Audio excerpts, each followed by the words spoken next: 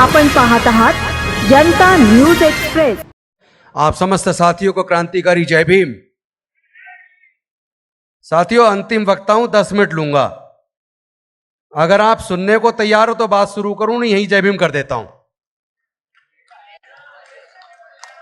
नहीं, वहां सामने एक मैडम बैठी हैं, वो दोनों मैं देख रहा हूं, यहां सारे नेता बोल रहे हैं और वो दोनों आपस में बात करने में लगे हैं। आप बाहर चले जाओ, बात ही कोई इतनी अर्जेंट बात है तो बाहर जाके कर लो चर्चा। मैं लगातार आधा घंटे से आप लोग को देख रहा हूं, ऐसी कौन सी चर्चा है?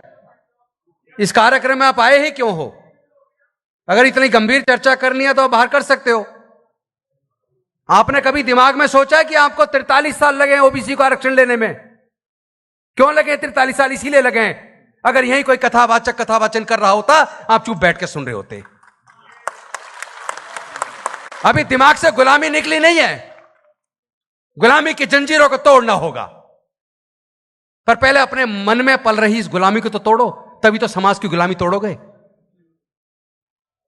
कभी तो चिंतन करो इस बात का। अभी जो तनुज पूनिया बता रहे थे, आपने सुना ध्यान से? न्यूनतम मजदूरी भी मजदूरों को नहीं मिल रही है। जो सैकड़ों पीएसयू बनाए थे, सारे पीएसयू बेच दिए। सारी जमीनों को एक्वायर करके देश के सारे संसाधनों को पूंजीपतियों के हाथ में सौंपा जा रहा है। आपके पास बचेगा क्या कुछ? लैंड एक्वायर की जाती है। सरकार को पता होता है, मुख्यमंत्री और उसके मंत्रिमंडल को पता होता है, ब्यूरोक्रेसी को पता होता है कहां नया नगर बनाना है, कहां से हाईवे निकलेगा। वो सारी जमीनें खरीद ली जाती हैं। जमीनें किसकी हैं? जमीनें तो किसानों की। उनको मिलेगा क्या?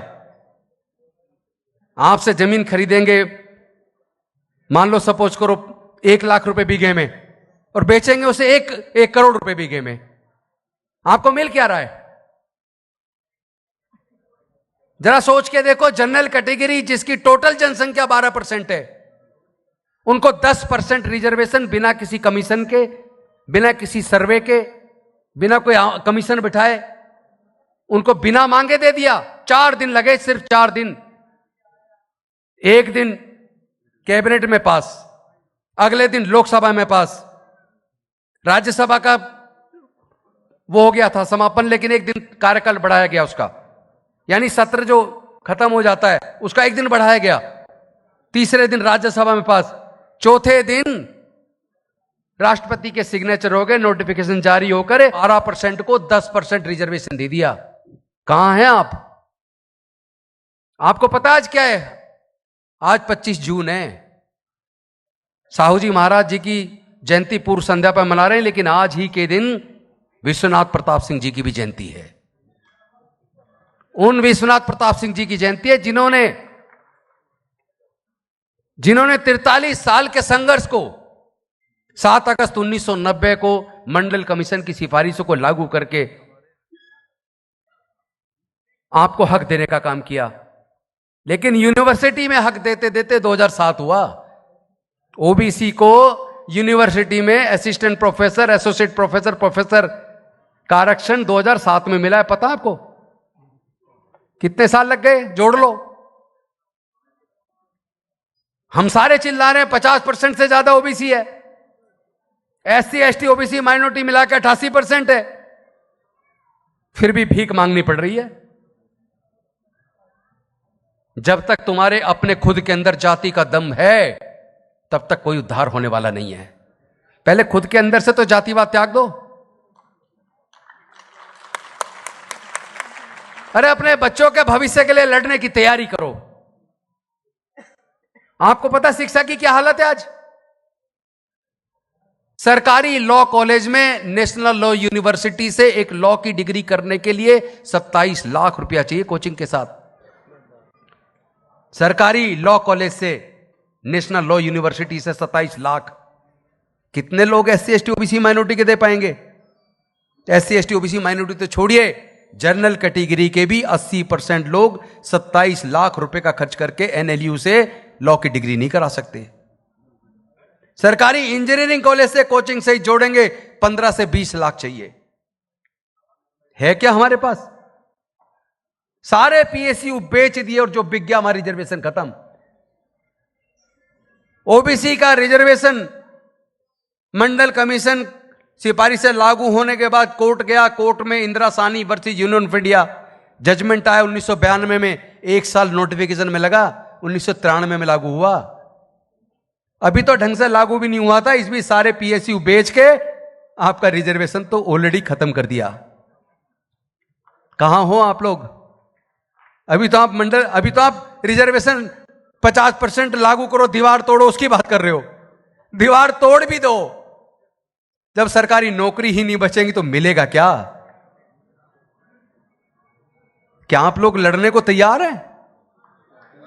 लग नहीं रहा। अगर तैयार होते तो इस देश में आपकी सरकार होती।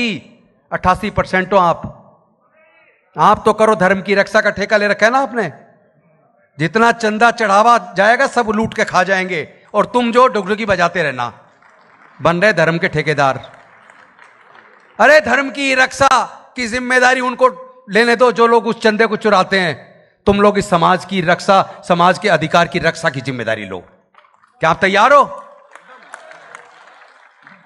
अभी जो बात हो रही है, कहां साहू जी महाराज ने 500 और 1000 की जनसंख्या वाले गांव गांव में स्कूल खोले। आज देश में ऐसी सरकार है जिन्होंने पिछले 12 साल में 1 लाख से ज्यादा सरकारी स्कूल बंद कर दिए, सारे पीएसयू बेच दिए, और तो और जो पहले ब्यूरोक्रेसी में रिजर्वेशन से हमारे लोग आते थे, अब तो लेटरल एंट्री से डायरेक्टर, जॉइंट सेक्रेटरी बनाए जा रहे हैं। तो आपके तो अब आईएएस भी नहीं बन पाएंगे भविष्य में।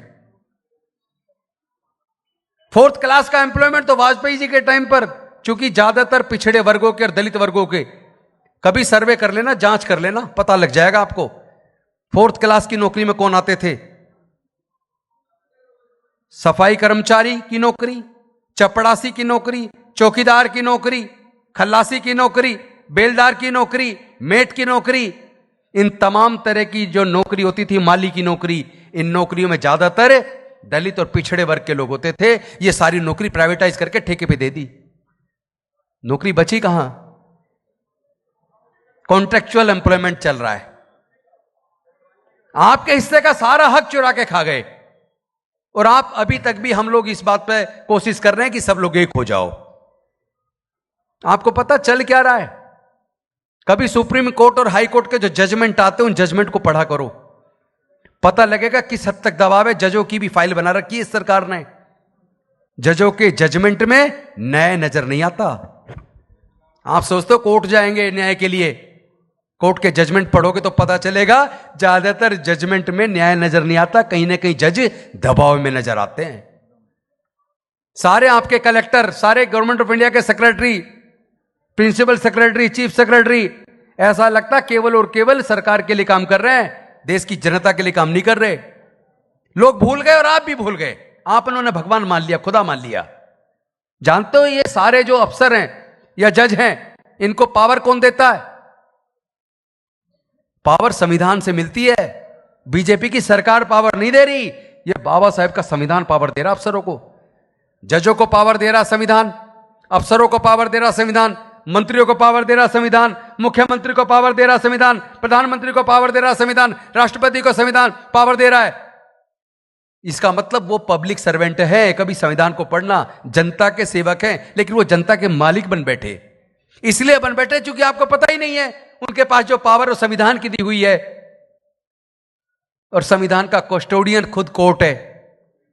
लेकिन संविधान के ऊपर लगातार हमले हो रहे हैं। जितने मंत्री हैं, जितने ब्यूरोक्रेट्स हैं, अपनी उस जिम्मेदारी जब पद संभालते हैं ना, मुख्यमंत्री का, प्रधानमंत्री का, राष्ट्रपति का, चीफ जस्टिस ऑफ इंडिया का, हाई कोर्ट के चीफ जस्टिस का, कलेक्टर का पद संभालते वक्त संविधान की शपथ लेते हैं कि बिना पक्षपात के काम करूंगा, बिना भय, बिना लाभ के काम, बिना लोभ के काम करूंगा, न्याय करूंगा। न्याय हो रहा है कहीं?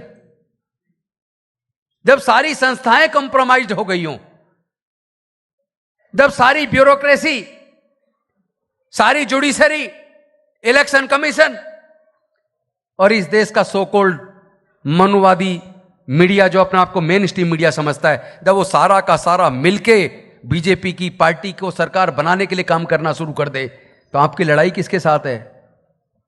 आपकी पूरी लड़ाई पूरे सिस्टम के साथ है। चुनाव के अंदर इलेक्शन कमीशन बीजेपी को जिताने के लिए काम करता है, ब्यूरोक्रेसी बीजेपी को जिताने के लिए काम करती है, देश का सारा मीडिया बीजेपी को जिताने के लिए काम करता है। उसके बाद भी उसे हराया जा सकता है। रास्ता सिर्फ एक है, एससी, एसटी, ओबीसी, माइनॉरिटी अगर एकजुट हो जाए तो ये जो ईवीएम से जो चोरी करके चुनाव जीतते हैं ना, उसको हम कामयाब नहीं होने देंगे। कम से कम अपने ऊपर भरोसा तो करना सीखो, और उसके लिए जरूरी एकजुटता। अभी तो हम लोग खुद ही जातियों में बटे हैं, एकजुट हो जाएंगे तो ताकत बनेगी। जब बहुजन समाज की बात करते हैं तो एससी, एसटी, ओबीसी, माइनॉरिटी सब आ जाता है, तो फिर टुकड़ों में क्यों? टिकट के लिए नेताओं के पीछे पीछे भागने की जरूरत नहीं है। आप मेहनत करो, जिसके अंदर दम हो उसको टिकट मिलेगा। किसी की चमचागिरी करने की जरूरत नहीं है आपको। और दूसरी बात बता दूं, रीजनल पार्टी देश में खत्म हो रही हैं, ध्यान रखना। जो छोटी छोटी पार्टी है ना, बीजेपी के मदद से चल रही हैं। छोटी छोटी पार्टियों की गाड़ी में जो पेट्रोल उस पार्टी को चलाने का, वो बीजेपी की मदद से डल रहा है। जब चाहे तब रोक देगी बीजेपी। तो छोटी पार्टियों को छोड़ दीजिए। राष्ट्रीय पार्टी बीजेपी को राष्ट्रीय पार्टी कांग्रेस हरा सकती है, और कोई नहीं हरा सकता। देश में जितने नेता हैं, ईमानदारी से सोच लो, चाहे बहुजन समाज की पार्टियों के नेता क्यों ना हो, जब हमारी हकमारी हो रही है, कोई नेता बोल रहा है क्या? अकेला राहुल गांधी, सामाजिक न्याय की बात हो, हिस्सेदारी भागीदारी की बात हो, संसद के अंदर भी संसद के बाहर भी अगर कोई लड़ रहा है, तो सामाजिक न्याय की लड़ाई को हमारे न्याय योद्धा राहुल गांधी लड़ रहे हैं। अब रीजनल पार्टी, छोटी मोटी पार्टियों की तरफ देखना बंद कर दो। अपनी ताकत तैयार करो, अपने दम पर अपनी ताकत को खड़ा करो। मैं आपको भरोसा दिला रहा हूं, जो जितनी मेहनत करेगा, जिसमें काबिलियत होगी, उसको बिना मांगे टिकट दे देंगे उसके घर जाके। लेकिन लड़ने के लिए मेहनत करो, जीतने के लिए। ज्यादातर तो लोग ये देखते हैं कि वहां से पैसा मिलेगा, कुछ पैसा बचा लेना, इसी के लिए मेहनत कर रहे हैं, चमचागिरी कर रहे हैं। कोई जरूरत नहीं है चमचागिरी करने किसी की। और मैं साफ कहता हूं, किसी को हमारे पैर छूने की जरूरत नहीं है। ये गुलामों की प्रथा, ये हमारे महापुरुषों ने पैर छूना नहीं सिखाया। नेताओं के पैर छूना बंद करो। ये ज्यादा पैसा ये बड़े बड़े गुलदस्ते पे खर्च करना बंद करो। एक नीला पटका काफी है। हाथ में संविधान उठाओ, जंग का ऐलान करो। ये न्याय की लड़ाई है, ये बलिदान मांग रही है। हमारे साथ वो चले जो बलिदान को तैयार हो। हम पहले तैयार हैं। हम देखना चाहते हैं इस मनुवादी सरकार में कितना दम है।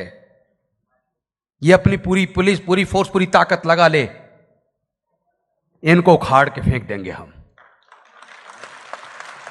ये झूठे मुकदमे बना सकती है, जेल में डाल सकती है, लेकिन हम डरने वाले और रुकने वाले, झुकने वाले और बिकने वाले लोग नहीं हैं। जो रीजनल पार्टी के जिनकी तरफ लोग कुछ भाग जाते हैं ना, वो सोच लें जितनी रीजनल पार्टी है, सारे सांसद विधायक उन्होंने तोड़ के उनकी पार्टी को खा गए। जिस जिस प्रदेश के अंदर बीजेपी नहीं थी, रीजनल पार्टी का उंगली पकड़ के उसी स्टेट में एंट्री करी और एंट्री करके उसी पार्टी को खत्म कर दिया।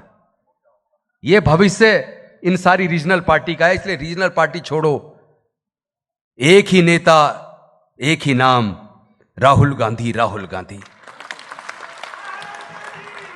डॉक्टर बाबा साहेब अंबेडकर, साहूजी महाराज, ज्योतिबा फुले, पेरियार, नारायण गुरु, सावित्रीबाई फुले, कांसीराम, अगर इनके सपनों का भारत बनाना है तो एकजुट होकर राहुल गांधी के साथ कंधे से कंधा मिलाकर डट जाओ मैदान में। हमारे अंदर दम है। एससी, एसटी, ओबीसी, माइनॉरिटी 88% है। कितनी वोट की चोरी करेंगे? 1-2-3% वोट चुरा भी लें, अगर एकजुट होकर कर दें तो भी बहुमत की सरकार आपकी बनेगी। कोई आपको हरा नहीं सकता। ये अफसरशाही आप जानते हैं, ये ब्यूरोक्रेसी, जो जितनी भी ब्यूरोक्रेसी है, अफसरशाही है, इलेक्शन कमीशन है या सो कॉल्ड जो मीडिया है, ये हवा के रुख के साथ अपने आप को बदल लेगा। जब उन्हें पता लगेगा कि 88% एकजुट हो गया है, तो जो आज बीजेपी के सारे पे काम कर रहा है, अंदर से वो भी दुखी है, क्योंकि उनकी भी फाइलें बना रखी हैं, उनको भी डरा रखा है। जैसे ही लगेगा ना ये सब एकजुट हो गया है, वो सारे लोग बेशक हमारे पक्ष में ना आए, पर उनके पक्ष में ना जाके तटस्थ हो जाएंगे और आपकी जीत हो जाएगी, आपकी देश में सरकार बनेगी। और उसकी शुरुआत 2027 में कम से कम उत्तर प्रदेश से शुरू कर दो। मिनी इंडिया है, यानी इस देश को अगर कोई बचा सकता है तो उत्तर प्रदेश बचा सकता है, और उत्तर प्रदेश को अगर कोई बचा सकता है तो SC, ST, OBC और माइनॉरिटी बचा सकता है। तो इस देश को बचाने की जिम्मेदारी SC, ST, OBC, माइनॉरिटी की है, इस बहुजन समाज की है। आपको किसी को हम कुर्बानी, हम ये नहीं कह रहे पहले आप दो, अगर कहीं बलिदान देने की जरूरत पड़ेगी तो पहले हम हैं, पहले हम बलिदान देंगे। हम कार्यकर्ताओं को आगे नहीं करेंगे। ऐसे नेता नहीं है कि कार्यकर्ताओं को मरने के लिए छोड़ दें। पहले हम आगे, जो कुछ भी नुकसान होगा, जो भी कोई हमला होगा, चोट होगी, उसे पहले हम खाएंगे। लेकिन इस देश को बचा के रहेंगे, इस देश के संविधान को बचा के रहेंगे। हम डॉक्टर बाबा साहब अम्बेडकर के बच्चे हैं। किसी भी कीमत पर अब झुकने की जरूरत नहीं है। ना झुकेंगे, ना बिकेंगे, ना डरेंगे। इस लड़ाई को लड़ेंगे, लड़ेंगे और जीतेंगे। जय जय जय जय जय भीम, जय जय जय जय जय भीम, जय जय जय जय जय भीम। क्या आप लोग उत्तर प्रदेश का 2027 का चुनाव जीतने के तैयार हैं? तैयार हैं? तैयार हैं? जय जय जय जय जय भीम, जय फूले जय भीम, जय साहू महाराज जय भीम। बहुत बहुत धन्यवाद, शुक्रिया। जय भीम, जय भारत, जय संविधान, जोहार। अचूक बातम्या, निपक्षपाती विचार, अन्यायाविरुद्ध वाचा फोडणारे परखड विचारांचे सार्वभौम दैनिक प्रजासत्ताक जनता